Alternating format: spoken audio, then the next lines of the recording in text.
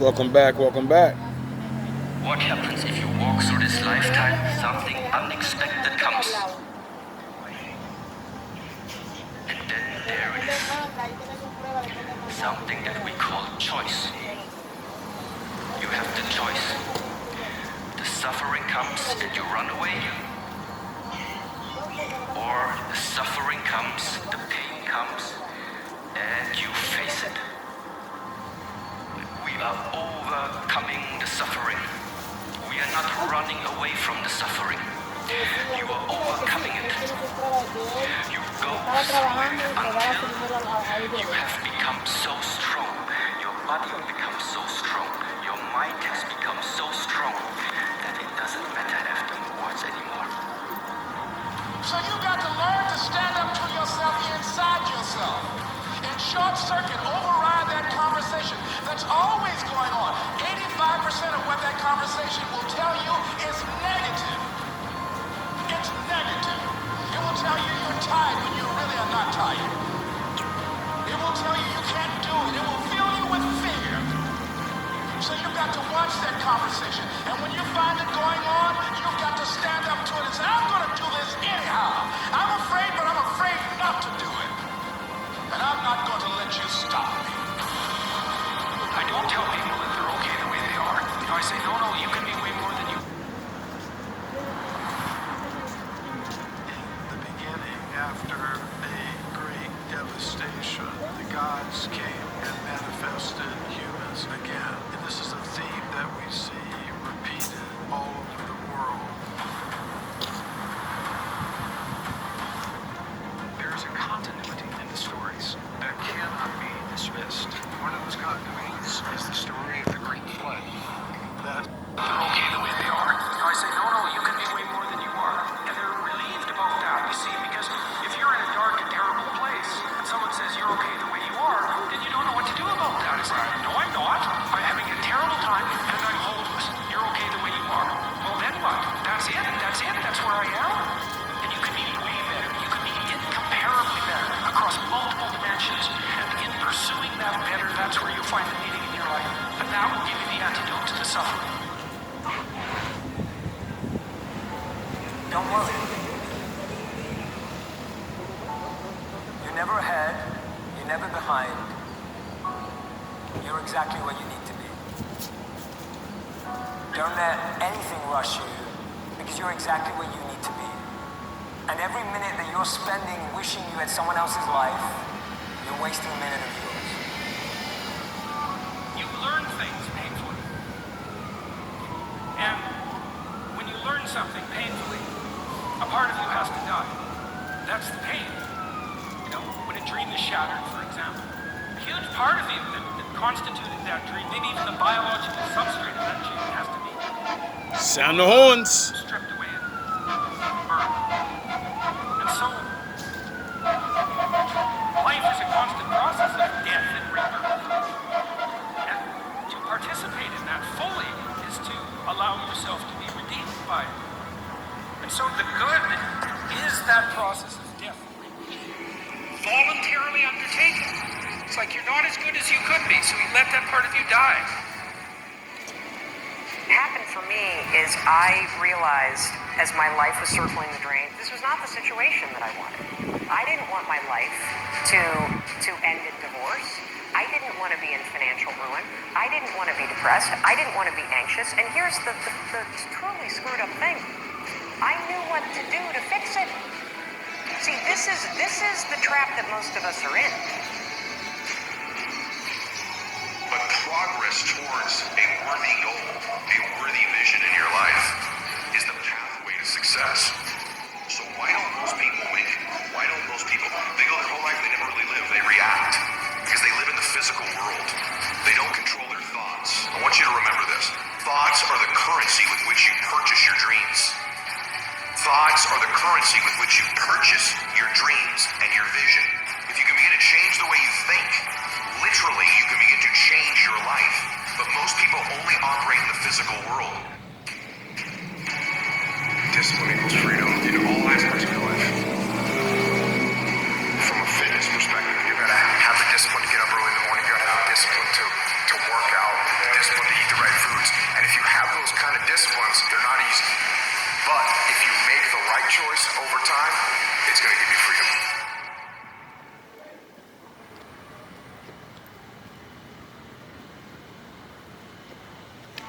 Life is a journey. Never think that any frame of your life is independent from other frames. That's where we can really overwhelm us. So when you're in a certain situation, you suddenly feel that this is it. This is now a real setback. If you don't recognize that it's a journey and this moon will continue to travel, and the setback is not going to remain this way, then there's strength and confidence to move forward. But if you convince yourself that my moment, remember the emotional reaction of demoralization takes over, then besides the actual setback, the actual diminishment, you've now turned it into a liability. But I will tell you this, it isn't one thing. And it isn't 10 things, and it isn't 100 things. It isn't a quick path, and there are no shortcuts. Meditation won't get you there, and neither will a miracle drug or an organic supplement or some superfood. Getting better isn't a hack or a trick or a one change that you need to make. Getting better is a campaign. It's a campaign. It's a daily, a weekly, it's an hourly fight. It's waking up early and going to bed late and grinding out every second in between. Your brain spends most of its time trying to make sure you don't notice because you'll go crazy if you notice everything. But when you decide what's most important to you, your brain goes after it. If you don't know exactly what you want, or you let yourself get beyond that to something general, you're not going to achieve it. Clarity is power. The more clear you are about exactly what it is you want, the more your brain knows how to get there. The biggest challenge that you will have in life is you. There's an old African proverb that says if there's no enemy within, the enemy outside can do us no harm.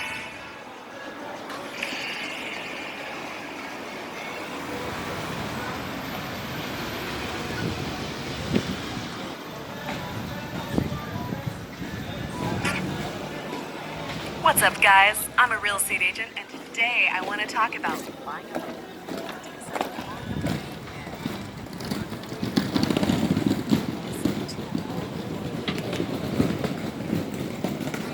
People want to know how to stop the laziness. They want to know how to stop the procrastination.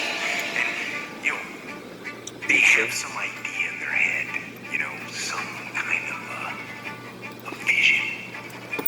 What they want to do, but they don't know where to start. They don't know where to start it. They don't know where to start. And so they say, hey, where do I start? And when's the best time to start? And I have a very simple answer for that. Here and now. You say you want to be great, let your actions, let your words display that. If you say you really want to be elite, let your actions and let your words display that.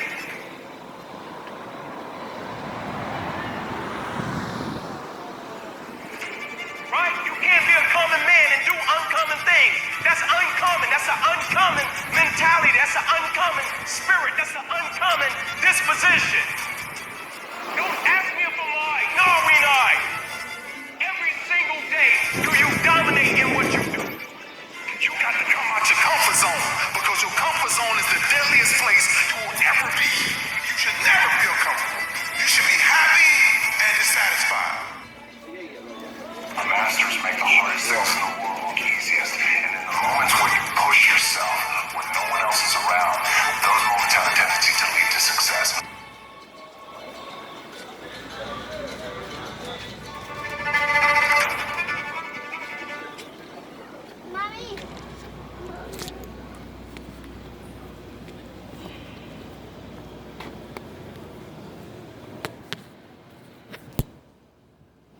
Awareness is key. I was gonna keep playing that, but that couple stepped in front of me, unaware that I was behind them. And the woman got startled because most women are stupid and think the streets belong to them because they're walking with their man and their child. But the streets don't belong to you. And if you're not smart enough to walk close to your girl and not take up the whole street, I'm gonna walk right in between you and show you how valuable your relationship is, and show point blank period you don't love your woman, and I'll prove it, because there's a spiritual connection between you and her, and when you're really in love with somebody, you don't let nobody step in between yous, period, because that's you protecting her. That's someone moving her out of your vibration. And you niggas let that shit happen all the time because yous don't even know what the fuck that is. This is why y'all women cheat on y'all. Because you'll let some little ass nigga just walk right between you. Or not even a little nigga, you'll let a fucking dude that's the shit walk between you and your girl. And it's bad enough he already the shit compared to you. But you gonna let him walk in between you too? You gonna let him just walk between your connection? Same thing goes through with the females. If you love your man so much, you would never let somebody walk between you. Because, you know, like a woman, because that's letting her break your connection. Maybe it's just me. Maybe I'm old-fashioned, but, you know, like the man walking on the outer side of the curb thing, and the women walking on the inside, you know, they're supposed to be over there. My grandmother taught me things like that. And it always goes back to protection, honor, respect for oneself and who's around them. A lot of you dudes don't got that. A lot of you females don't got that. The first drop of a hat, if you had the chance to be with somebody famous, you would leave your spouse for one night.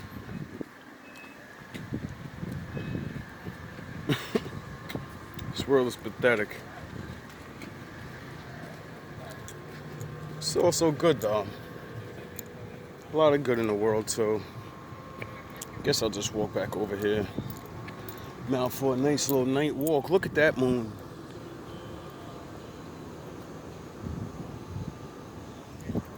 That thing is beautiful.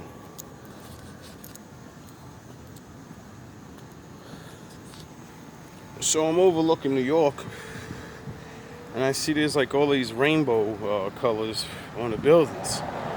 Is that a holiday or something I'm missing? I don't pay attention to those. So, you know. And then, like, oh, excuse me. I know, like, the parades and stuff, or, you know, stuff like that. But, like, literally, it's like, there's like 3 or 4 buildings that got rainbow colors on there. And the funniest thing I learned about the rainbow was, growing up, we get taught that it's like for the those other people. Sound the horns. I'm about to say some real shit. And then I read the Bible, and it said that the rainbow is a sign of the covenant. It's still going on. If you see a rainbow, then you know that the covenant with the children of Israel still exists. And when I read that, I said, wait up. That means the rainbow's the Most High is like, that's his thing. And then I said, oh yeah, that would make sense, because like the rainbow's like all the colors and he's like everything, so he wouldn't be able to represent one color or 2 colors. He would have to represent all of them, because, you know, they're his shit. Everything belongs to him. So then it made me really upset when I seen that they have as a flag now. But it's not my world. They can do as they please with his stuff. He never said they can't make things. The Bible actually tells you to make a flag. So, you know, I can't hate on them if they said, you know, let me borrow that, because it represents everything or something like that. I think they say that that's what their flag represents, like all people or something like that. So, you know, kind of can't hate, because that's kind of what it represented, but it didn't. It represented one people and the covenant they have with God. But I get it though. It's like all the colors. So yeah, it's like symbolism. I get it. I can't hate on that. It's whatever anyway. But I guess it's like a parade or some shit. I don't know. It's looking really different. Sky's been looking real different lately. Guess it's that time in the season. I was watching some old video, and it was around this time last year, and it was like seemed like a purplish sky early in the morning over New York. And it's like it's coming back or some shit. I don't know. I guess the suns and all the stars and all that stuff have something to do with it. I don't have much to say today. Watching a lot of readings, you know, doing me, trying to figure out what I'm supposed to be doing in this life. And seems like you guys are getting close. So I gotta get back on my thing. A lot of sad days for me lately. But I don't usually sad for so long like everybody else. Just so lost right now. I don't know which way to go. No, I gotta make a choice soon. I know that. And I know I'm getting sick of this job. I just don't like doing it anymore. It's not even about being beneath me or, it's just, I don't like being where I'm not welcomed. I don't like fake smiles and all the fucking pretend shit. I don't like where I live. I don't like Jersey, period. Nothing ever works here for some reason. I've always said it every time I've come back. There's something here that blocks me. And I've always said it has to be like I don't know what it is. I don't know. Like I said, I believe in the Most High and I believe in spirits and shit. So, you know, I believe like there's some type of spirit or something here that, because this is the first time I ever even had a job in Jersey, legitly. And that way I didn't get done dirty, but you know, they're still trying. And it's just so many things. Like, I watched a video that I made to this girl that I was with earlier this year. And I fucking say it in the video, like, I think the Lord finally blessed me. I have a job, I have a crib. This is before all this shit started happening. And I thought life was gonna get better and I was just gonna be where I am. And that's it, not doing all of this. I thought I was just gonna say what I say, preach what I preach, teach what I teach, and just be here for a couple years, you know what I mean? And try to build up. Then all this shit started happening again, and I'm like, yo, bro. Like, why does controversy seem to follow me? And it seems like motherfuckers want me to run away from it, but the Most High keep telling me, bulldog do niggas, stop running. Then I started, you know, praying and doing what I do and paying attention to my videos, watching them over and then saying, all right, we gotta do that, we gotta do this, we gotta do that. Just keep strong. Show the faith. Lead by example. Don't just talk it, walk it. You know what I'm saying? Like, a lot of people talk. I hear a lot of dudes talking, but I don't see many dudes walking. Like, and I understand about, you know, everybody ain't, blessed to do the same thing. Everybody not blessed to, take the trials and tribulations. Shit, I be telling people, you don't even want to take these trials and tribulations, man. This shit, it's worth it, but it ain't easy. Like I was telling my boy back in the day, like, working for the Lord is the hardest job you'll ever have in your life. Because when he asks you to do something, you gotta do it. And he doesn't always ask you to do shit you want to do. It's not always bubbles and roses. It's not always,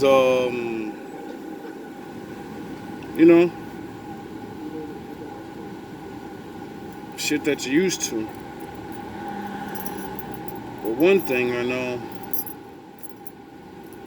is when he asks you to do something, there's always a reason behind it. It's always you working for him and working for yourself. That's what, I think this is kind of about yin and yang. You're one side, he's the other. Man's one side, woman's the other. Spirit's one side, the flesh is the other. Everything got a opposite. And everything works for each other and helps each other. That's why it makes no sense between the relationships between man and woman being so fucked up now. How people just don't see that. But I get it though. Nobody sees it no more that, I need a woman, I need a man. Everything is put in a way where we think we can believe we don't need the other person. And then there's so many people that are going to not be allowed to actually have real relationships that it makes it more believable to where people are beginning to actually believe this stupid nonsense of, we're supposed to be alone and It's so stupid. I listen to some of these people. I haven't listened to other people in a while though.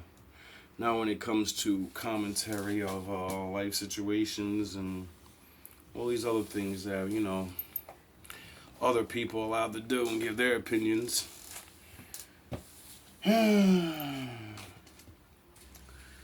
Your confusion days are almost over. I'm sure plenty of people will have to deal with what they will deal with, but oh boy, this